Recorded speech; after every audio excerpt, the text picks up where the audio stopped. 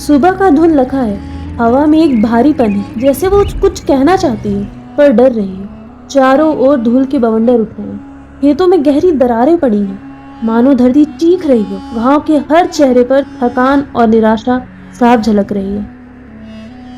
ये कहानी है उस गांव की जहां कभी हरी भरी धरती मुस्कुराया करती थी, जहां किसान अपनी मिट्टी से प्यार करता था और नदी, वो तो जैसे इस गांव की माँ थी। लेकिन अब यहाँ सिर्फ चुप्पी है। आंखों में आंसू तो है मगर बहने को पानी नहीं। गांव के बुजुर्ग दीनू काका और एक युवक श्याम पीपल के पेड़ के नीचे बैठे हैं, पसीने से तरबतर।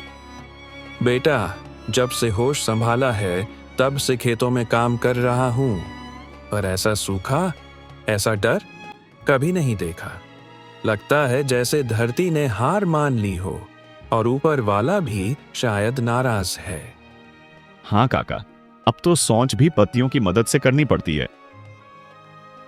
उसी गांव में एक छोटी सी लड़की, उम्र लगभग 12 साल, झुकी हुई पीठ, बिखरे बाल, धूल से सना चेहरा, नाम माया। वो खाली मटका सिर पर रखे कुएं की ओर बढ़ती है। धीरे धीरे माया कुएं में झांकती है और अंदर कुछ नहीं, एक बूंद भी पानी नहीं। तू तो कहती थी ना माँ कि नदी हमारी माँ है, तो फिर वो हमें छोड़कर कैसे जा सकती है? माँ कभी गुस्सा होती है क्या? ये मेरे हिस्से का पानी है माँ, तुम ले लो, बस एक बार वापस आ जाओ। मैं सच में बहुत मिस करती हूँ तुम्हें। माया बहुत भोली थी पर उसका मन बहुत साफ था। वो घर लौट जाती है। वहीं गांव में एक अमीर घर है। उस घर में एक कुआं है जिसमें पानी भरा हुआ है। इस कुएं का मालिक है भोला ठाकुर, जो शहर से मुफ्त में पानी लाकर गरीब गांव वालों को महंगे दामों पर बेचता है। उसके घर के बाहर कुछ लोग पानी की भीख मांग रहे हैं। अब बहुत हो गया ये रोना धोना, कोई नदी वदी नहीं आएगी। ये सब बेकार की बातें हैं। पानी चाहिए तो मेरे कुएं से खरीदो, पैसे दो, मुफ्त में कुछ नहीं मिलेगा। एक महिला रोटी के बदले पानी मांगती है तो ठाकुर ठहाके लगाता है। लोगों में डर का माहौल है, कोई विरोध करने की हिम्मत नहीं जुटा पाता। वो महिला मटका लेकर पानी भरने की कोशिश करती है। अरे, तेरी इतनी हिम्मत, मुझसे पूछे बिना तू मेरे कुएं से पानी ले रही है। ठाकुर साहब, मेरा बच्चा प्यास से तड़प रहा है। एक घूंट पानी के बिना वो मुझे छोड़कर चला जाएगा।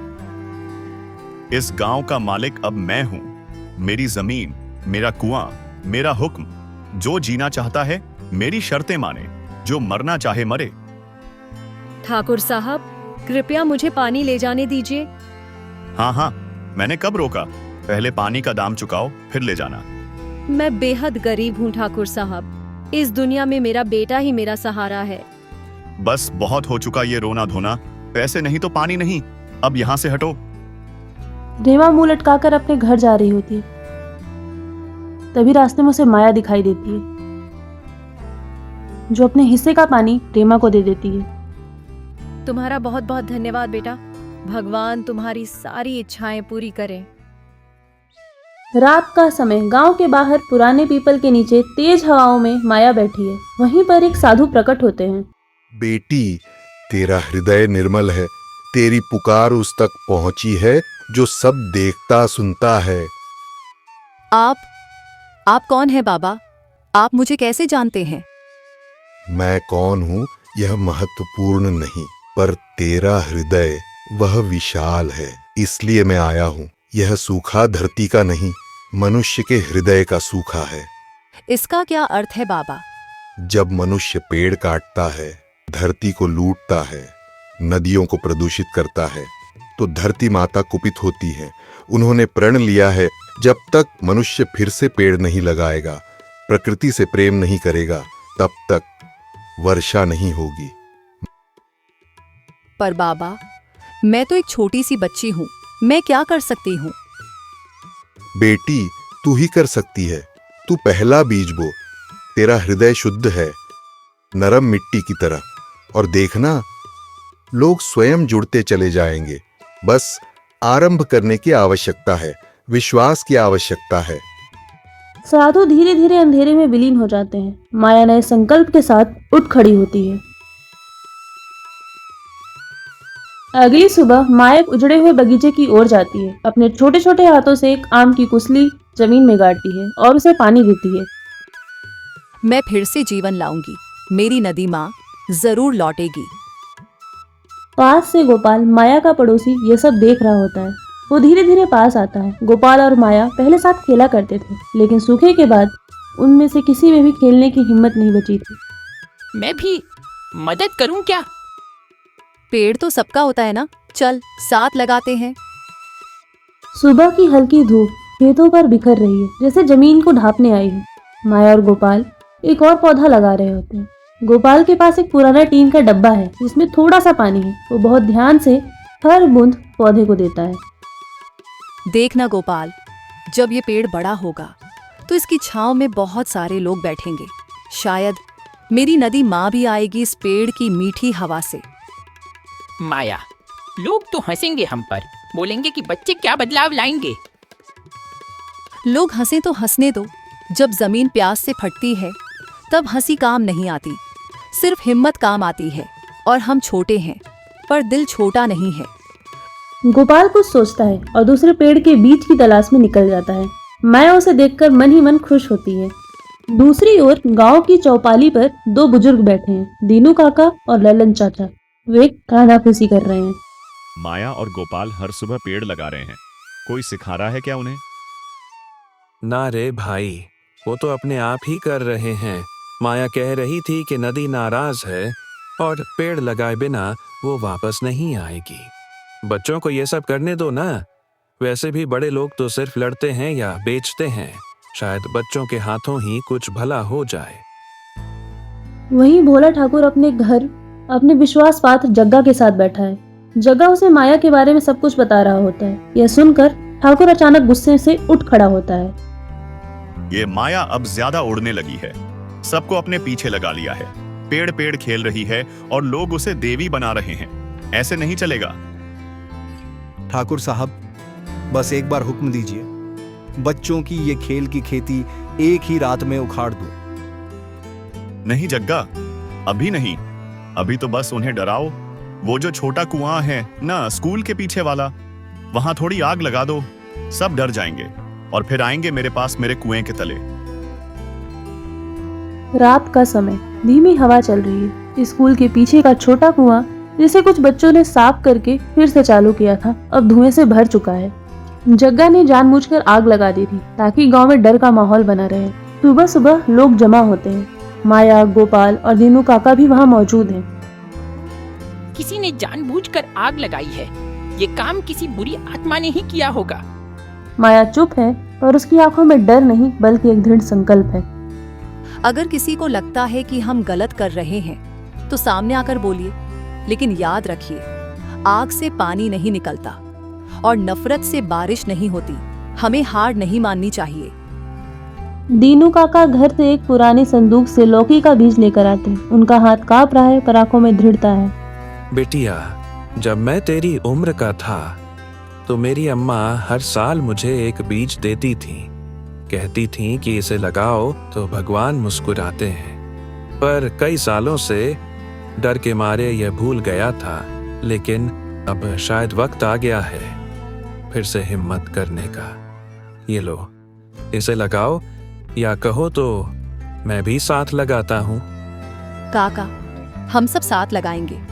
आप पहले लगाइए, मैं पानी लाती हूँ। रहने दो बेटा, यह एक रेगिस्तानी पौधा है। इसे पानी की जरूरत नहीं, यह खुद ब खुद उग जाएगा। अरे वाह, ये तो बहुत अच्छा पौधा है। बीज बोते बोते रात हो जाती है। सब थक जाते हैं और अपने अपने घर लौट जाते हैं। माया भी सो जाती है। उस रात माया एक सपना देखती है। सपने में माया एक सूखी नदी के किनारे खड़ी है। दूर से एक रहस्यमयी औरत आती है। उसकी आवाज जैसे हवा से निकली हो। पेड़ लगाना ही काफी नहीं माया, नदी की आत्मा सो रही है और कोई उसे जानबूझकर सुला रहा है। आप कौन हैं और आप क्या कहना चाहती हैं? एक जगह है, इसी नदी के पीछे वाली गुफा में, जहां कभी नदी की पहली धारा फूटी थी, वहां कुछ छुपाया गया है। एक सच जिसे उजागर किए बिना नदी नहीं लौटेगी। औरत जैसे ही आगे बढ़ती है, जमीन फटती है। माया गिरने ही वाली होती है, तभी उसकी आंखें खुल जाती हैं। सुबह हो चुकी है। माया हड़बड़ा कर उठती है। पसीने से भीगी हुई वो तेजी से गोपाल के पास जाती है। क्या हुआ माया? तू ठीक तो है? मैंने नदी माँ को देखा गोपाल, वो कुछ कहना चाहती थी। काली घाटी का नाम लिया उन्होंने। वहाँ कुछ छुपा है, मुझे जाना होगा वहाँ। अकेली मत जाना माया, सुना है वहाँ कोई जाता नहीं। ठाकुर भी सबको मना करता है वहाँ जाने से। ठीक इसी वजह से तो जाना है, जिसे सब छुपाते हैं वही सच्चाई होती है। ठाकुर अपने कमरे में जग्गा से गुप्त बातचीत कर रहा है। माया को सूखी नदी का सपना आ चुका है, ठीक वैसे ही जैसे सालों पहले उसकी माँ को आया था। पर ठाकुर साहब, उसकी माँ तो नदी में डूब। चुप, तुझे कुछ नहीं पता जो हुआ था। वो अगर बाहर आ गया तो मेरा राज खत्म हो जाएगा। ये लड़की उसकी तरह ही तेज है, इसे रोको किसी भी कीमत पर। शाम के समय में माया और गोपाल साथ में पगडंडी पर चल रहे हैं। चारों तरफ बंजर जमीन और डरावनी खामोशी है। अगर वहाँ कुछ हुआ तो? अगर कुछ छुपा है तो हम उसे ढूंढेंगे। डर हमेशा सच को छुपाता है। चलते चलते उन्हें एक पुराना टूटा हुआ बोर्ड मिलता है। उस पर फीके अक्षरों में लिखा है, इस गुफा के अंदर जाना मना है। ये बोर्ड तो बहुत पुराना लग रहा है। लगता है कोई नहीं चाहता था कि यहाँ कोई आए। जैसे ही वो गुफा में उतरते हैं, हवा तेज चलने लगती है। गुफा के बीचों बीच उन्हें एक दरवाजा दिखाई देता है, जो उनके पास जाते ही खुल जाता है। अंदर अंधेरा है। उन्हें एक रखा हुआ बक्सा दिखाई देता है। जब वे बक्से को खोलते हैं तो उसमें एक साड़ी रखी हुई है। ये तो माया, तेरी माँ जैसी साड़ी लगती है। नहीं, ये मेरी माँ ही है। ये वही साड़ी है जो उन्होंने आखिरी बार पहनी थी। अंदर एक डायरी भी पड़ी हुई है, पुरानी पर सुरक्षित। माया उसे पढ़ती है। अगर ये डायरी कभी मेरी बेटी के हाथ लगे तो जान लेना मैं नदी की पुकार सुन पाई थी, पर जो देखा वो बताने की हिम्मत किसी में नहीं थी, क्योंकि उस पुकार में किसी का पाप छुपा था। ठाकुर भोला था। यह गुफा नकली है, इसे मात्रों के जरिए बनाया गया है। इस गुफा की वजह से इस गांव में पानी नहीं आ पाता, और इसका फायदा उठाकर ठाकुर सबको महंगे दामों पर पानी बेचता है और पैसा कमाता है। मुझे भी इस गुफा का सपना आया था, लेकिन ठाकुर ने मुझे इस गुफा में कैद करके मरने को छोड़ दिया। मरने से पहले मैं ये डायरी अपनी बेटी के लिए लिख रही हूँ। अपना ख्याल रखना बेटी, मैं तुमसे बहुत प्यार करती हूँ। माया और गोपाल तुरंत उस जंगल से निकलकर भागते हैं। तभी वहाँ जग्गा आ जाता है।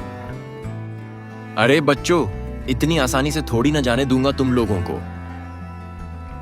माया और गोपाल डर जाते हैं। तभी माया अपनी माँ की डायरी निकालती है। डायरी से बहुत ज्यादा प्रकाश निकलता है, जिससे माया और गोपाल का तो कुछ नहीं, लेकिन जग्गा कुछ देर के लिए अंधा हो जाता है। दोनों वहां से भाग निकलते हैं। सुबह हो जाती है। माया गांव के चबूतरे पर बैठी होती है और गोपाल गांव वालों को इकट्ठा करने लगता है। तभी माया के पास जग्गा आ जाता है, डायरी छीनने के लिए। ओ बच्ची, बहुत हो गया तेरा नाटक। अब तुझे कौन बचाएगा? तभी अचानक पीछे से एक आवाज आती है। हम बचाएंगे उसे। सभी गांव वाले इकट्ठा हो चुके थे। जग्गा वहां से दुम दबाकर भाग जाता है ठाकुर की हवेली में और उन्हें सारी बातें बताता है। इधर माया सबको अपनी माँ और उस गुफा की कहानी बताती है। अब पूरे गांव को भोला ठाकुर के राज का पता चल गया था। ठाकुर तुरंत गांव के चबूतरे पर पहुंचता है। तुम सब एक बच्ची के कहने पर मेरे खिलाफ हो रहे हो? हम नदी के साथ हैं ठाकुर साहब, और ये बच्ची हमें जगा रही है। ठाकुर गुस्से में आ जाता है। उसकी आंखों में हल्का डर भी है, लेकिन वो उसे छिपा रहा है। अगर किसी ने मेरी गुफा को तोड़ा तो जान से जाएगा। अरे ओ ठाकुर, तेरे पास कितने आदमी हैं? 5 या 10? हम पूरा गांव एक तरफ है। पता किसका पलड़ा भारी है? अभी के अभी यहाँ से भाग जा, वरना तू हर गांव वाले की आंखों में गुस्सा साफ देख ले। ठाकुर डर के मारे वहां से भाग जाता है। बेटी माया, अब तुम ही बताओ हमें क्या करना चाहिए। काका, हमें साधु बाबा को ढूंढना होगा। उनके पास ही इस गुफा को तोड़ने का राजमंत्र होगा। वीनू काका और माया गांव के मंदिर में पहुंचते हैं, जबकि बाकी गांव वाले ठाकुर और उसके आदमियों पर नजर रखते हैं। आओ माया बिटिया, मुझे तुम्हारा ही इंतजार था। बाबा, अब आप ही बताइए, हम इस गुफा को कैसे नष्ट कर सकते हैं? इसका उत्तर तो तुम्हारे पास ही है बेटी। मैं कुछ समझी नहीं बाबा। उस गुफा को नष्ट करने का मंत्र उसी डायरी में है जो तुम्हारी माँ ने तुम्हारे लिए छोड़ी थी। इसीलिए तो नदी माँ ने तुम्हें चुना और मुझे तुम्हारे पास भेजा। अच्छा, अब मैं समझी। वो डायरी सिर्फ मैं ही पढ़ सकती हूँ, इसीलिए जब गोपाल ने डायरी पढ़ी तो उसे कुछ समझ नहीं आ रहा था। साधु बाबा, माया और दीनू काका गुफा के पास पहुंचते हैं। अच्छा, तो ये है वह गुफा। बेटी, अब मेरी बात को ध्यान से सुनो। मैं एक मंत्र पढ़ूंगा और जब मेरा मंत्र खत्म होगा तो इस डायरी के आखिरी पन्ने पर जो मंत्र लिखा है उसे पढ़ना। इससे यह गुफा नष्ट हो जाएगी और नदी फिर से बहने लगेगी। साधु बाबा जैसा जैसा बोलते हैं माया वैसा ही करती है। दीनू काका वहीं खड़े होकर सब अपनी आंखों से देखते हैं। उनकी आंखों में खुशी की लहर है। मंत्र पढ़ते ही जिस गुफा ने नदी का पानी रोक रखा था वो गुफा तहस नहस हो जाती है। पानी जोरों से नदी में बहने लगता है। गुफा के ध्वस्त होते ही जैसे ही नदी का पानी फिर से बहने लगता है, पूरा गांव खुशी से झूम उठता है। लोग आंखों में आंसू लिए एक दूसरे को गले लगाते हैं। तभी दूर से पुलिस की गाड़ियों की आवाज सुनाई देती है। भोला ठाकुर, आप पर जनता के पानी के अधिकार छीनने, हत्या करने और गांव को धोखे से सूखाग्रस्त करने के आरोप हैं। आपको गिरफ्तार किया जाता है। ठाकुर की आंखों में अब डर साफ झलक रहा है। वो जग्गा की ओर देखता है, लेकिन जग्गा भी पुलिस के सामने हाथ खड़े कर देता है। ये सब झूठ है, मैंने कुछ नहीं किया। ये बच्ची, ये साधु, ये सब मेरे खिलाफ साजिश रच रहे हैं। नहीं ठाकुर, सच अब सामने आ चुका है। तुमने नदी का पानी रोककर गांव को तरसाया, मेरी माँ को मार डाला और अपने फायदे के लिए लोगों का शोषण किया। आज न्याय हुआ है। पुलिस ठाकुर और जग्गा दोनों को हथकड़ी लगाकर ले जाती है। गांव वाले जयकारे लगाते हैं। कुछ महीनों बाद गांव फिर से हरा भरा हो चुका है। नदी खुशहाल बह रही है, खेतों में फसलें लहलहा रही हैं, बच्चे नदी किनारे खेल रहे हैं और माया और गोपाल एक नए पेड़ के नीचे बैठे हैं। माया, तुमने सच में असंभव को संभव कर दिखाया। तुम्हारी हिम्मत ने हम सबको नई जिंदगी दी। नहीं गोपाल, ये मेरी नहीं, हम सबकी जीत है। मेरी माँ ने कहा था, जहाँ सच की चिंगारी हो वहाँ अंधेरा ज्यादा देर नहीं टिक सकता। आज वो सच साबित हुआ। तो बच्चों, आप भी अपनी धरती माता की सुरक्षा के लिए पेड़ लगाया कीजिए। और अगर आपको माया की माँ की कहानी जाननी है तो चैनल को सब्सक्राइब कीजिए, बेल आइकन दबाइए। मिलते हैं आपको अगली वीडियो में।